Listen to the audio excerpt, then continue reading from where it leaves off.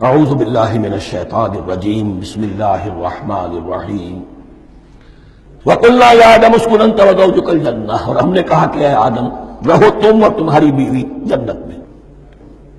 اب یہ جنت کون سی ہے؟ اکثر حضرات کے نام کے نزدیک یہ جنت کہیں آسمان ہی میں تھی، آسمان ہی میں حضرت آدم کی تخلیق ہوئی۔ البتہ یہ سب مانتے ہیں کہ ایک وہ جنت الفردوس جو ہے جس میں جانے کے بعد پھر واپس نکلنے کا کوئی امکان نہیں، یہ وہ جنت نہیں ہے جس میں کہ آخرت میں لوگوں کو جا کر داخل ہونا ہے، اس میں داخل ہونے والے کے نکلنے کا کوئی امکان نہیں۔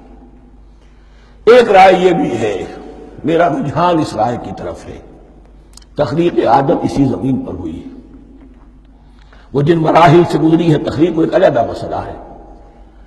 بایولوجی اور وحی دونوں اس پر متفق ہیں کہ مٹی سے، کرسٹ آف دی ارتھ سے انسان بنا ہے، اس پر اتفاق ہے قرآن کا بھی اور بایولوجی کا بھی، جدید علم الحیوانات کا بھی، علم الحیات کا۔ سٹیجز کیا ہیں اس میں اختلاف ہو سکتا ہے، اس کو چھوڑ دیجئے، وہ اس وقت کا بحث نہیں۔ یہی کسی اونچے مقام پر کوئی سرسبز و شاداب علاقہ تھا جہاں حضرت آدم کو رکھا گیا، جہاں ہر طرح کے میوے تھے، ہر شے، لا تظمأ فیہا ولا تضحیٰ، نہ اس میں بھوک لگے گی، نہ دھوپ تمہیں ستائے گی، ہر طرح کی چیز تمہیں فراہم ہے۔ وہاں رکھے گئے ہیں صرف ایک ڈیمانسٹریشن کے لیے کہ انہیں نظر آ جائے کہ شیطان میرا دشمن ہے، وہ مجھے ورغلائے گا، طرح طرح سے میرے اندر وسوسہ اندازی کرے گا، میرے اور میری اولاد کے، صرف ایک ڈیمانسٹریشن۔ اس کی مثال یوں سمجھیے کہ سلیکشن تو ہو گیا، سی ایس پی گریڈ میں کوئی شخص آ گیا ہے، لیکن اب وہ سول سروس اکیڈمی میں رکھا جا رہا ہے۔ تو یہ کوئی اکیڈمی ہو سکتا ہے اسی زمین پر، وہ صرف بتانا یہ تھا کہ تمہیں معلوم ہو جائے کہ شیطان تمہارا دشمن ہے۔ اس لیے کہ اس میں جو ایک لفظ حبوط کا آ رہا ہے، وہ حبوط صرف ایک ہی معنی میں نہیں ہوتا، دوسری معنی میں بھی ہے۔ واللہ عالم، یہ چیزیں پھر متشابہات میں رہیں گی، اس لیے ان کے بارے میں کوئی ایک رائے دوسری رائے، اس کے لیے ذہن سے، عقل سے بات کر کے ایک یا دوسری رائے اختیار کر سکتے ہیں۔ وَقُلْنَا يَا آدَمُ اسْكُنْ أَنْتَ وَزَوْجُكَ الْجَنَّةَ، اور ہم نے کہا کہ رہو اے آدم تم بھی اور تمہاری بیوی بھی باغ میں، اس باغ میں، الجنہ اس باغ میں، گویا کہ اشارہ کیا جا رہا ہے۔ وَكُلَا مِنْهَا رَغَدًا حَيْثُ شِئْتُمْ، اور کھاؤ اس میں سے با فراغت جہاں سے چاہو، ہر طرح کا پھل ہے کھاؤ۔ وَلَا تَقْرَبَا هَٰذِهِ الشَّجَرَةَ، یہاں پہ اس درخت کا نام نہیں لیا گیا، اشارہ اس درخت کے قریب مت جانا۔ فَتَكُونَا مِنَ الظَّالِمِينَ، تو تم ظالموں میں سے ہو جاؤ گے، تم حد سے گزرنے والوں میں سے ہو جاؤ گے۔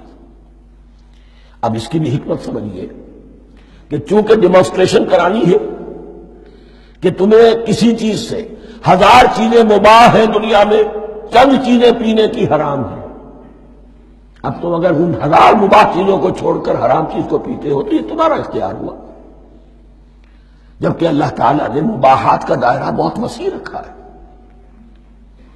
جس سے چاہو چند رشتے ہیں جو بیان کر دیے گئے، یہ حرام ہے، محرمات ہے، ابدیہ ہیں، ان سے تو شادی نہیں ہو سکتی۔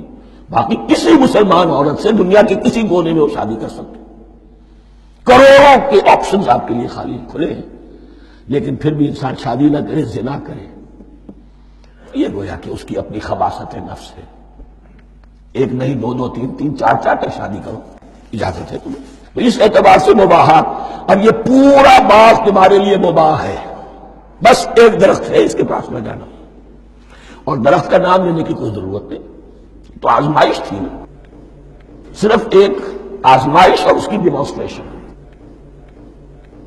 فَأَزَلَّهُمَا الشَّيْطَانُ عَنْهَا، تو پھسلا دیا ان دونوں کو شیطان نے اس درخت کے بارے میں۔ اب وہ کس کس طریقے سے پھسلایا، یہ بھی جیسا کہ میں نے عرض کیا 6 مرتبہ چونکہ یہ قصہ آ چکا ہے، اس کی آپ کو سورہ طٰہٰ میں تفصیل ملے گی، کس کس طریقے سے پھسلایا اور اس بات کے لیے تیار کیا۔ فَأَخْرَجَهُمَا مِمَّا كَانَا فِيهِ، تو نکلوا دیا ان دونوں کو اس کیفیت میں سے جس میں کہ وہ تھے، وہ کیفیت کہ نہ کوئی مشقت ہے، نہ کوئی محنت ہے، اور انسان کو ہر طرح کا اچھے سے اچھا پھل مل رہا ہے، تمام ضروریات فراہم ہیں، خاص کوئی حلۂ جنت ہے جس کا کہ لباس بھی عطا کیا گیا ہے۔ لیکن ان کیفیات سے اب نکال کر اب جسے آپ کہیں گے بٹر فیکٹس آف لائف، اچھا اب جاؤ، یہ ڈیمانسٹریشن کرنی تھی، ہو گئی۔ شیطان تمہارا دشمن ہے، تمہارا اور تمہاری نسل کا، شیطان لعین، اور وہ تمہیں پھسلائے گا جیسے آج پھسلایا ہے۔ تم آگاہ رہنا اس کی شرارتوں سے۔ ان الشیطان لکم عدو فاتخذوہ عدوا، یہ شیطان تمہارا دشمن ہے، اسے اپنا دشمن ہی سمجھو۔ لیکن یہ ہے کہ اگر کچھ لوگ اسے دوست بنا لیں، اس کے ایجنٹ بن جائیں، اس کے کارندے بن جائیں، یہ ان کا چوائس ہے جس کی سزا انہیں ملے گی۔ فَأَخْرَجَهُمَا مِمَّا كَانَا فِيهِ وَقُلْنَا اهْبِطُوا بَعْضُكُمْ لِبَعْضٍ عَدُوٌّ، اور ہم نے کہا اترو، تم سب ایک دوسرے کے دشمن ہوگے۔ اب یہ چونکہ جمع کا صیغہ آیا ہے، ایک دوسرے کے دشمن ہوگے، تو ایک دشمنی تو شیطان اور آدم اور ذریت آدم کی ہے، ایک اور دشمنی بھی ہے جو انسان میں مرد اور عورت کے مابین ہے۔ عورت بھی پھسلاتی ہے، غلط راستے پر ڈالتی ہے، مرد عورتوں کو گمراہ کرتے ہیں، عورتیں مردوں کو گمراہ کرتی ہیں۔ قرآن مجید میں کہا گیا یا ایھا الذین آمنوا ان من ازواجکم واولادکم عدوا لکم فاحذروہم، اے اہل ایمان چوکنے رہو، چوکس رہو، تمہاری بیویوں اور اولاد میں سے تمہارے دشمن ہیں، بچ کر رہو، کیپ الرٹ، کہیں ان کی محبت تمہیں راہ حق سے منحرف نہ کر دے۔ تم ایک اچھا کام کرنا چاہتے ہو، بیوی رکاوٹ بن گئی، بیوی کو اچھا کام کرنا چاہتی، شوہر رکاوٹ بن گیا، تو یہ محبت نہیں ہے، یہ عداوت ہے۔